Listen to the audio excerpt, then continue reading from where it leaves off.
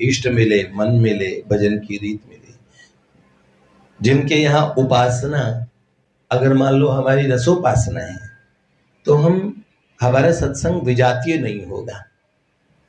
सजातीय वासना विशिष्ट सत्संग की बात परम पूज्य बाबा, परम पूज्य भाई जी आग्रह पूर्वक कहा करते थे। एक सत्संग सिद्धांत का होता है, वो सबके लिए लगता है कि भजन करो, वैराग्य की बात होती है।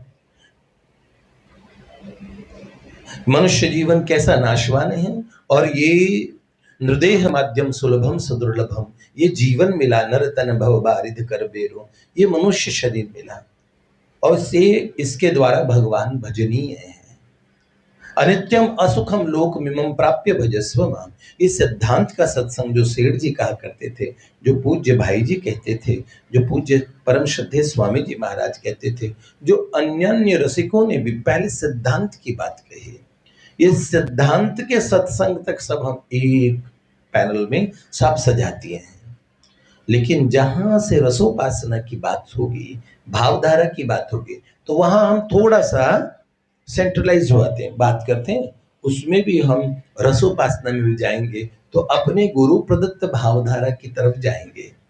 हैं हमारे यहाँ श्री हरिदासी परंपरा में तो ये कहते हैं ना, आचार्य ललिता सखी रसिक हमारी छाप, नित्य किशोर उपासना युगल मंत्र को जाप है, युगल मंत्र को जाप वेद रसिकन की वाणी। क्या? श्री वृंदावन इष्ट श्री श्यामा महारानी। तो क्या बात है, ललिता सखी उपासना, ये आचार्य ललिता सखी है। तो ललिता जी के द्वारा दी गई ये नित्य विहार की उपासना है। यहां जाके जब हम बात करेंगे, केलीमाल की पूज्यपाद प्रातस्मरण श्री अलबेली शरण बाबा जी ने वो टीका लिखी, तो मैं उसको शायद रसिक कुछ नाम से है, मैं उसको रसिक रंजनी टीका, बड़ी प्यारी है, बड़ी सुंदर। तो मैं पढ़ रहा था, उन्होंने सब आवरण का वर्णन किया। अब जैसे हमारे यहाँ आराध्यो भगवान ब्रजेश तनयस्तद्धाम वृंदावनम रम्या काचिदुपासना ब्रज वधूवरगेण या कल्पिता। तो हमारी जो उपासना है, बाबूजी की उपासना में हमारे यहाँ गोपी भाव की उपासना की प्रमुखता है। अब रसिकों के सुनि केवट के बैन प्रेम लपेटे अटपटे, प्रेम के मार्ग में ऐसे कहते ना, देखो हम नित्य निकुंज वाले हैं, और तुम तो हम, अरे वहां तो ब्रजराज का भी प्रवेश नहीं, उन निकुंजों की बात कर रहे हैं हम लोग। ऐसे रसिक एक दूसरे को ताने सीठरे मारते हैं। सब जानते हैं एक प्रियालाल की उपासना है और हम प्रियालाल के सब प्रेमी हैं। तो नित्य निकुंज विहारी जी की उपासना में श्री हरिदास जी महाराज ने, अनन्य रसिक नृपति स्वामी श्री हरिदास जुदेव महाराज, एक अद्भुत रसोपासना का, हम क्या कहें, जिसमें कहा ऐसो महल हमारो, ये गाते हैं रामकृष्ण जी वगैरह कई बार, बड़ा अद्भुत लगता है, बड़ी प्यारी बात है।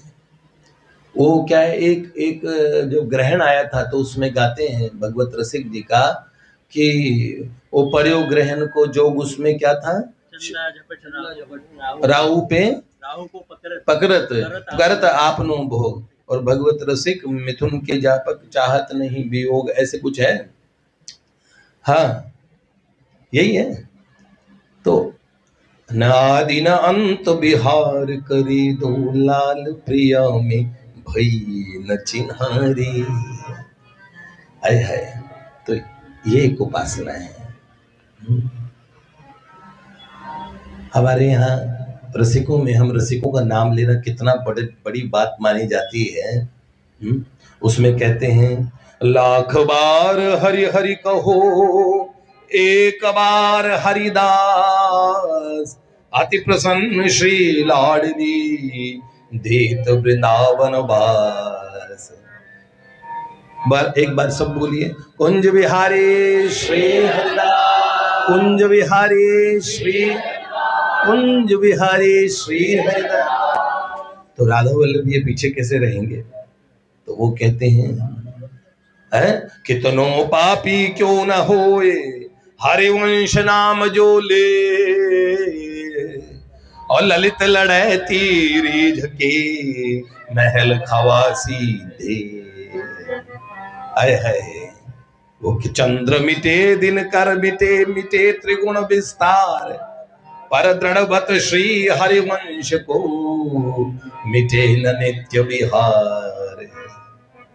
निकसी कुंज ठाड़े भय, भुजा परस्पर अंक, और राधा वल्लभ मुख कमल, निरखत श्री हरिवंश, निरखत हित हरिवंश। तो ये देखो रसिकों की उपासना है, अपने ब्रजोपासना है। ब्रजोपासना के में क्या बात है, उसमें यो तो महाराज जी कि वात्सल्य का प्रवेश हो गया। एक कवित्व है रसखान जी का, शंभुधर ध्यान जाको जपत जहान, सब ताते न महान, कोई दूजो अब रेख्यो में, कहे रस खान, सोही बालक स्वरूप धरे, ताको कछु रूप अद्भुत अब लेख्यो में, कहा कहूँ वाली कछु कहती बनी न दशा, नंदजू के अंगना में, कौतुक सो देखो मैं, जगत को ठाटी महापुरुष विराटी, ऐसो निरंजन निराटी, ताहे माटी खात देखो मैं, जगत को ठाटी महापुरुष विराटी, ऐसो निरंजन निराटी,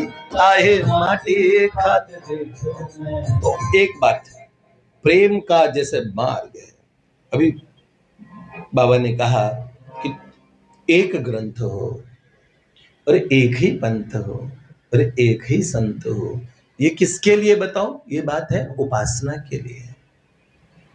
और फिर जब व्यापक दृष्टिकोण में आते, जिसमें हमारा सद्भाव बना रहे, हमारे भगवत भाव में विरोध ना रहे, हमारे भगवत भाव में अनन्यता के कारण तो ये बात है कि हम उस भाव को, रस भाव को सिद्ध कर पाए, इसलिए न दाएं न बाएं उस रस भाव में अवगाहन कर पाए। किंतु अब हमें नाभाजी महाराज हमारे सामने आ जाए तो हमारा मन कभी नहीं करेगा कि आप श्री रामानंदीय वैष्णव, हम आपको क्यों प्रणाम करें। अग्रदेवाचार्य जी आ जाए, जो शयन समय शुभ दर्शन कीजिए, लाडली लाल निरख एक छवि लीजिए, महली उपासना करने वाले अब तो जानकी रघुवर जी के उपासी हैं, प्रियालाल जी के उपासी हैं, लेकिन हम लोटपोट हो जाएंगे। बाबा तुलसी मिल जाए तो क्या करेंगे हम। हरिराम व्यास जी ने और गलती से एक भाव उनके हृदय में आया कि सिद्धांत की बात कहने वाले कबीर जी क्या जाने निकुंज के रस को, इतनी बात पे अपराध लग गया। तो अनन्यता एक जगह है, और अनन्यता के नाम पे किसी भगवत भागवत अपराध भूल के भी न हो जाए, ये भी रसाचार्यों की पूरा इंस्ट्रक्शन है ना, है नहीं, अपना वाला फॉलो करते हुए वो सम्मान ऐसा कैसा बना रहे। एक ऐसा भी उपासना, एक ऐसी भी है। ये दृष्टि हमें अपने आचार्यों से मिलती है। दोनों चीजें हमें चाहिए, क्योंकि जब हम एक संत में, हमें उन एक में सब महापुरुष दिख जाएंगे।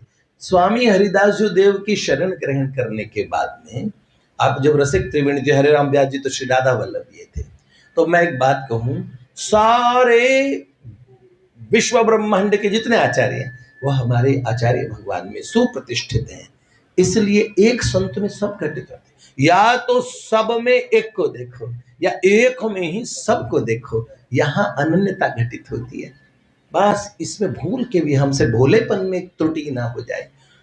तो उनके मन में ये बात आई, और फिर उनको नित्य लीला राज्य में ऐसा लगा प्रियालाल मुझसे रूठ गए, गलती कौन सी हुई। तो श्री हरिवंश चंद्र महाप्रभु की जब शरण गई तो उन्होंने कहा कोई वैष्णव अपराध घटित हुआ है। कुछ बोले नहीं जय जय, मैंने ऐसा कुछ नहीं किया। अच्छा, विचार से घटित हुआ हो तो उन्होंने बोला नहीं, वैष्णव अपराध नहीं, हाँ मेरे मन में अभी कुछ ही समय, कुछ ही दिन पूर्व कबीर जी को लेके बात आई कि कबीर जी रस को क्या जाने। उन्होंने बोला यही गलती हुई, अब जिनके प्रति अपराध हुआ है उन्हीं से क्षमा प्रार्थना की जाए। कबीर जी को गए हुए समय हो गया था, तो फिर उन्होंने एकांत में और परम विकल मन से भगवान को पुकारा, कबीर जी को पुकारा, और कबीर जी प्रकट हुए। और फिर बाद में जो रचना की है, कली में साचो भक्त कबीर, कबीर जी की हृदय की बात जानेंगे। पांच कोस वृंदा विपिन, पिय प्यारे को धाम, पशु पंखी जहाँ रटत है, श्री राधा राधा नाम। हम एक बात कर रहे थे, निवेदन कर रहे थे कि कबीर जी की वाणियां हमें उल्टी लगती है, पर परम रस से भरे हैं कबीर जी। दास कबीर की उल्टी वाणी, बरसे कंबल भीजे पानी। तो महाराज जी, इसका अर्थ ये है कि कंबल भड़ भूजे को भूने नाच, सूखा काठ भड़े को तोले, तब डंडी बनिए को तोले। हाँ, ये बहुत पहले मैं बालक था छोटा, तो मुझे याद है 88 के आसपास में मैं एक बाजीगर बना, उसमें मैं ये बोलता था। और एक जमूरा था, कुलदीप भैया जो संगीतकार है ना, गाते हैं, वो बने जमूरे मेरे, वो जूनियर थे मुझसे, तो वो हर बात बताए हाँ उस्ताद। तो उसमें कबीर जी की बाणियां हम बोलते थे, और वो स्टेज पे हमने कई कई जगह वो परफॉर्मेंस की। तब मुझे खुद ही समझ में आता था कि कबीर जी की बाणी तो उल्टी है। तो बरसे कंबल भीजे पानी कैसे हुआ है? पानी बरसता है और कंबल भीगती है, ये तो साधारण न्याय है। लेकिन कंबल बरसे और पानी भीग जाए, आपने कभी सुना है?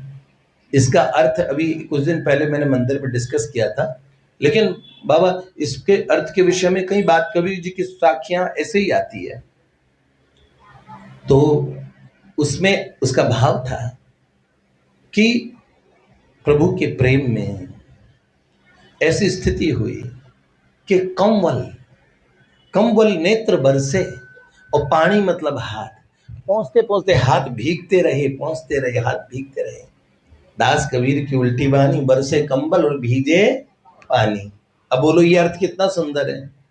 काह कहूं ये दो नैन, कहा नहीं माने, ये दो नैन कहा नहीं माने, नदियां बहे रे जैसे सावन की, हाँ नदियां बहे रे जैसे सावन की रे, कोई कहियो गिरधर आवण की, कोई कहियो गिरधर आवण की, आवण की जी मन भावण की शाम, आवण की जी मन भावण की, कोई कहियो गिरधर आवण की रे, कोई कहियो गिरधर आवण की।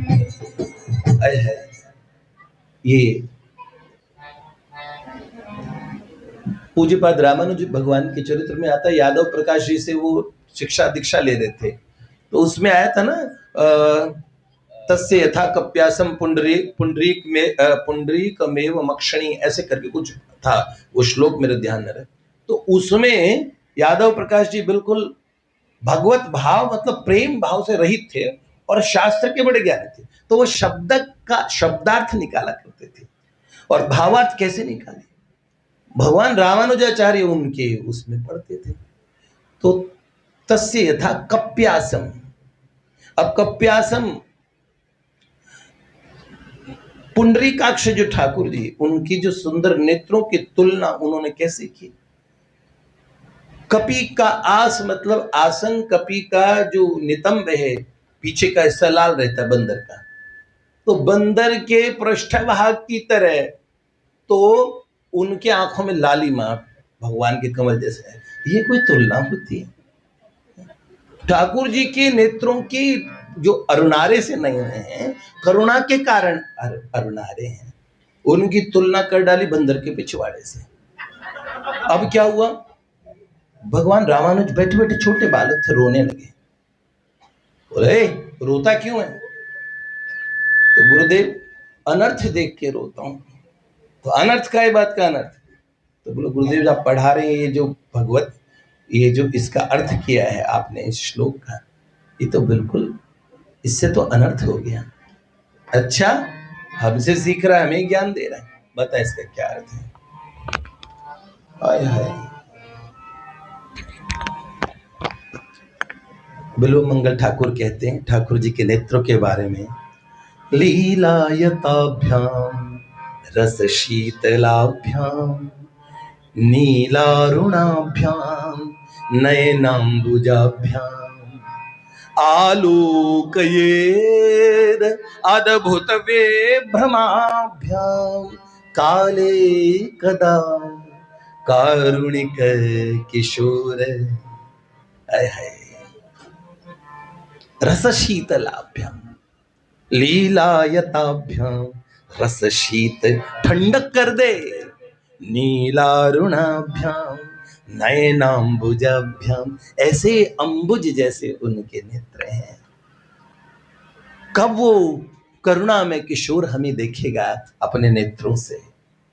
तो उनका सरकार इनकी तुलना कबियास, यहां तुलना की कि सूर्य भगवान से विकसित हो जाने वाले कमल के समान उन भगवान पुंडरीकाक्ष के नेत्रों की तुलना कमल से की गई है, कपि के आसन से नहीं की गई है।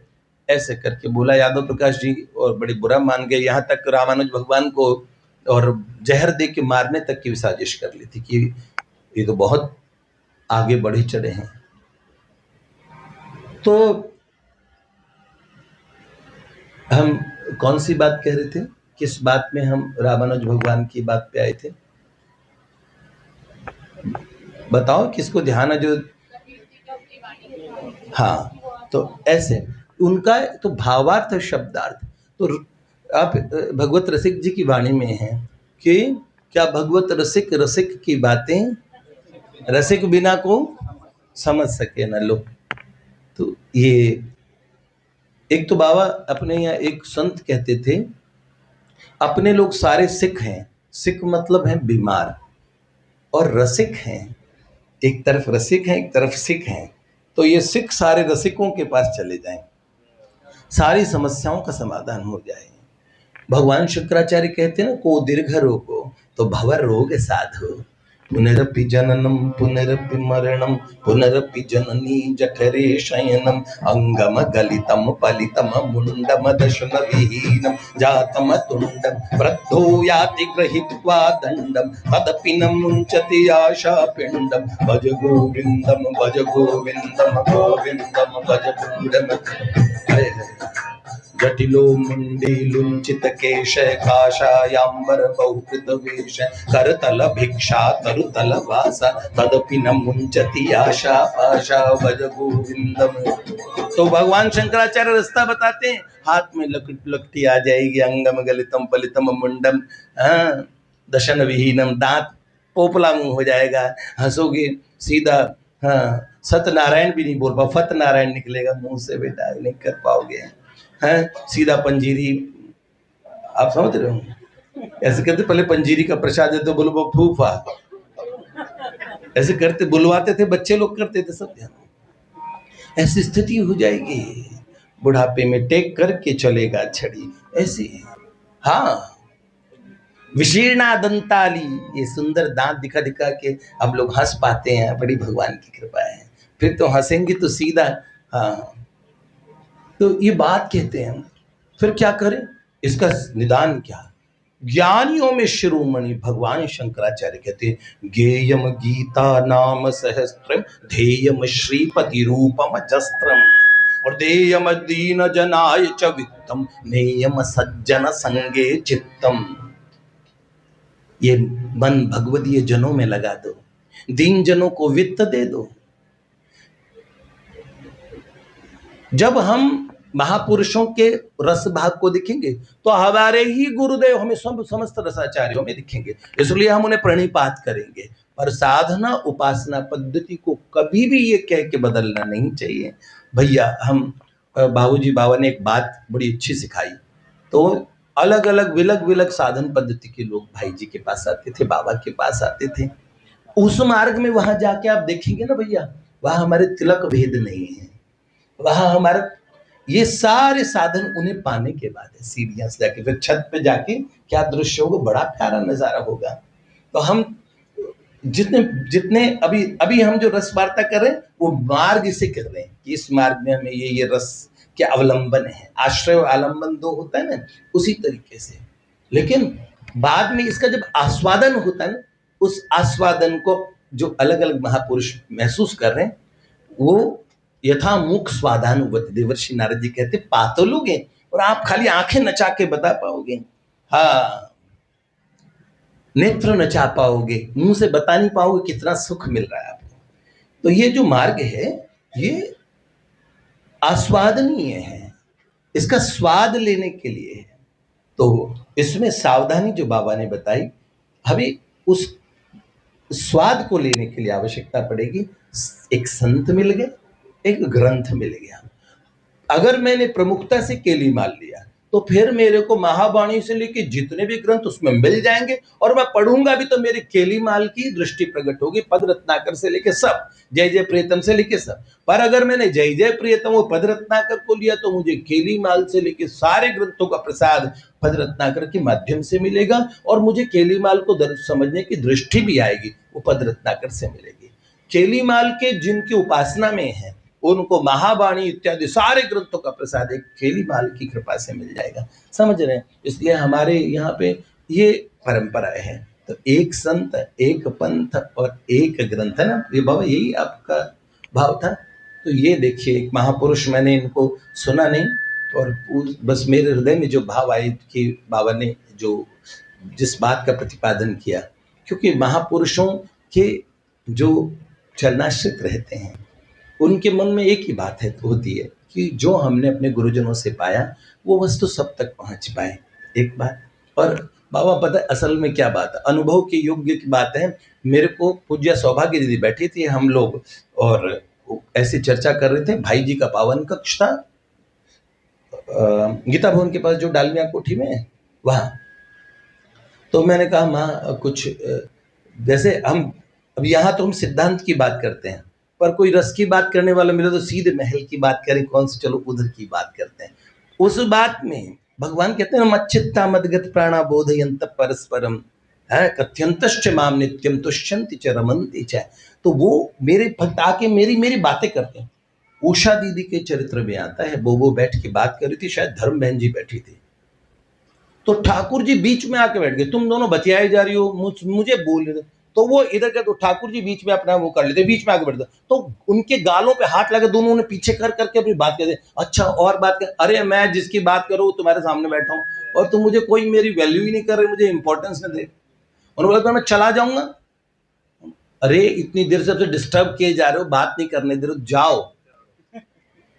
लो भगवत वार्ता को जब कबीर जी जाने लगे तो रोने लगे। लोगों ने कहा आप तो जीवन भर कहते थे जा मरने ते जग डरे, अरे मेरे मन आनंद कब मरी हो कब भेंटी हो पूर्ण परमानंद।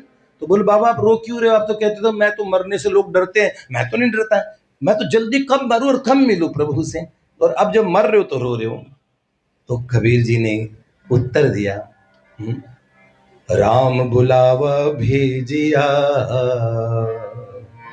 अरे दिया कबीरा रोए, जो सुख रसिकन संग में सो बैकुंठ न होए। जो सुख रसिकन संग में सो बैकुंठ न होए। इसलिए रसिकों का हृदय हमेशा भीगा होता है।